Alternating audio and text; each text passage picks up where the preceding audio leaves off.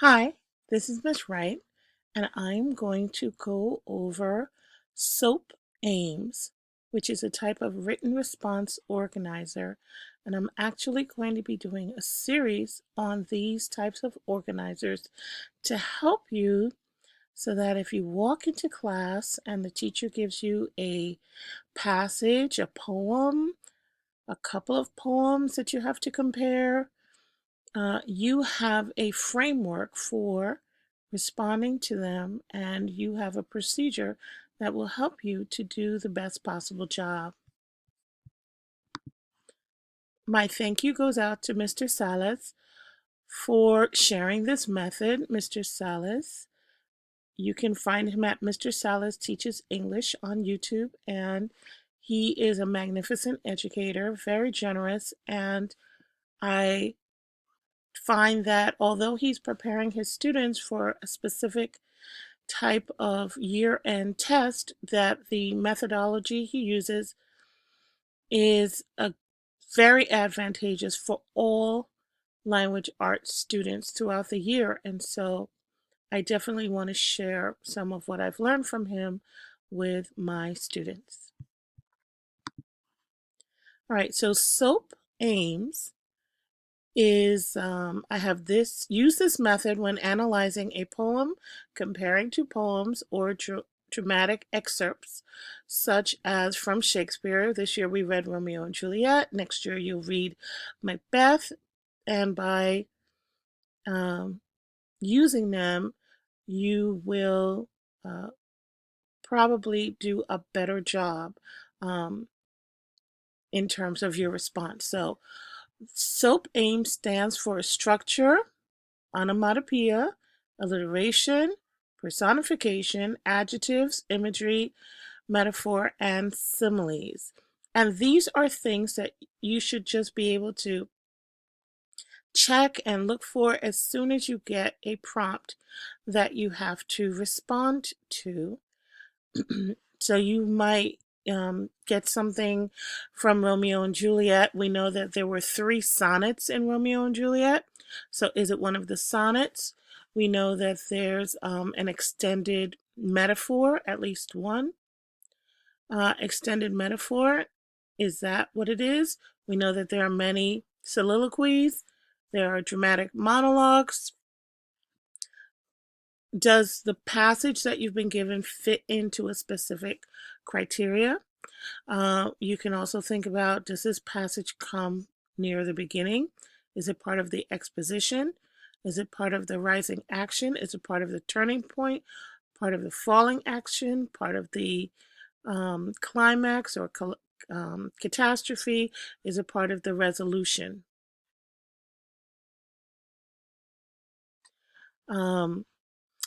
Then you want to do your annotations. You want to see what literary terms and devices can you find.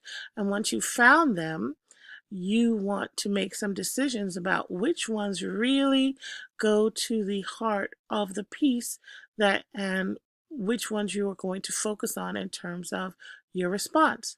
So you might want to see, is there onomatopoeia? Is there alliteration, personification? Are there important adjectives that you should want to zoom in on and expound upon in terms of us understanding the piece as a whole? Is there imagery? Is there metaphor? Are there similes? So once you go through and you do your annotating, then you want to make some decisions depending upon how much time you've been given to write. You may not be able to write about all of these in depth. So you may have to make some choices. You may have to differentiate and decide which is more important than the other. You might have to make a judgment, an evaluation about because of this particular piece, I'm going to focus on alliteration. I'm going to focus on imagery. I'm going to focus on metaphor because those stand out to me the most. It just depends on how much time you have. For example, it may also be something that's not on this list. So if I think of Romeo and Juliet, I've given students a passage from Act 1 where Romeo is expressing his confusion about love. And then I've also paired it with Juliet when she's confused about love after hearing of the fight between Romeo and Tybalt. So both characters use a series of oxymorons to express their confusion about love. And I would definitely want to discuss that. Is oxymoron on this list? No, but if I see it, I would definitely want to make sure that I let my teacher know that it's there, and not only talk about the fact that the oxymorons are present, but that they also say very specific things about the characters. The characters use the oxymorons when they are confused about love, when love does not make them feel the way they think they are supposed to feel. It is also functioning on another level in terms of what the author is trying to do. And this takes us to author's purpose, because the author has two different characters do similar things at different times in the play to show us how compatible these two young people are. He wants his audience to be able to pick up on the fact that these two people are almost two halves of one whole. And so when they are in crisis, they use very similar wordplay. They use very similar language. I'll give you another example with the imagery, focusing on imagery. We know that from the very beginning of the play, we're told that Romeo is a boy who walks around in the dark, and when the sun is about to come up, he scurries home, locks fair daylight out, and makes himself an artificial night. He pulls down the shades, he turns out the light, and he stays in the dark. That's important for us to know. And if I had a speech, for example, when Romeo first sees Juliet, he talks about her in terms of, oh, she doth teach the torches to burn bright.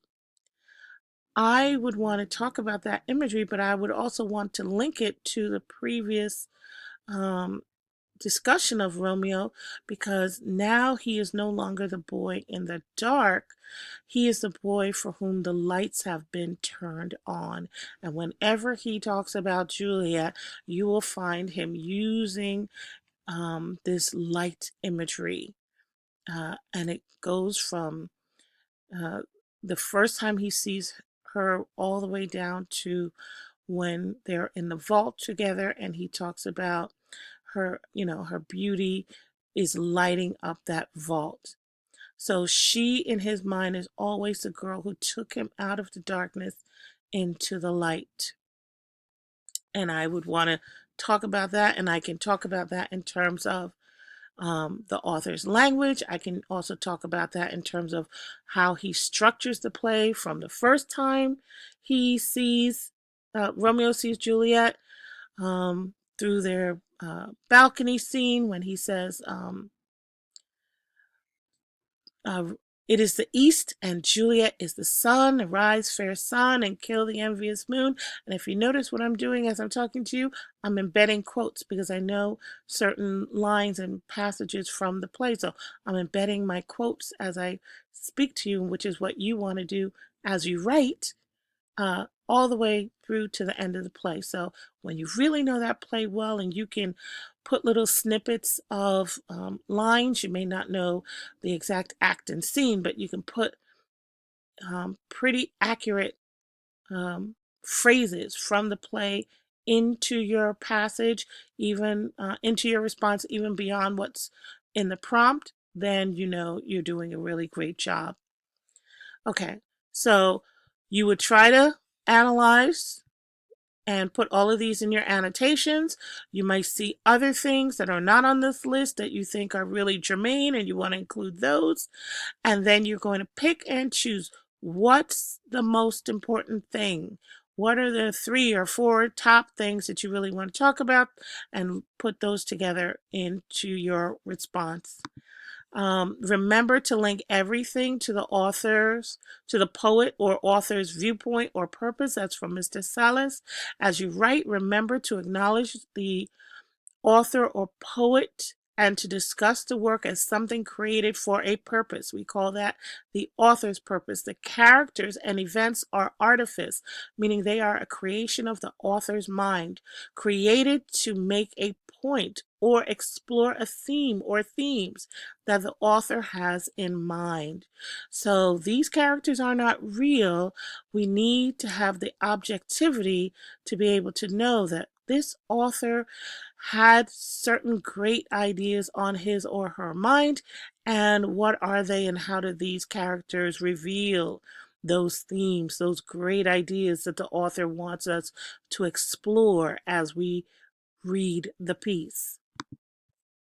Why use response organizers? Once you have learned them, they can help you to stay focused under timed writing situations so that you can give the most thorough and insightful response possible. Built into the organizer is a process to force you to think deeply about the prompt.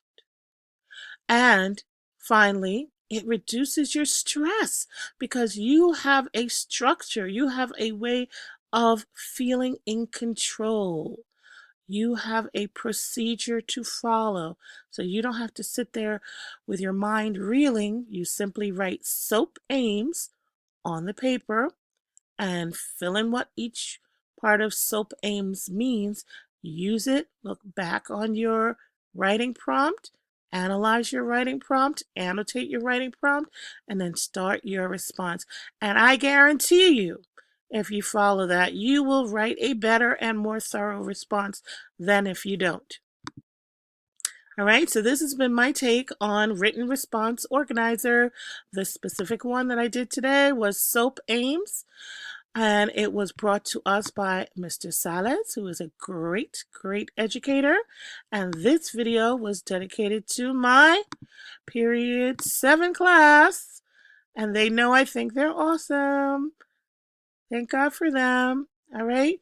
And I hope you have a great day. I will see you back in class. Bye-bye.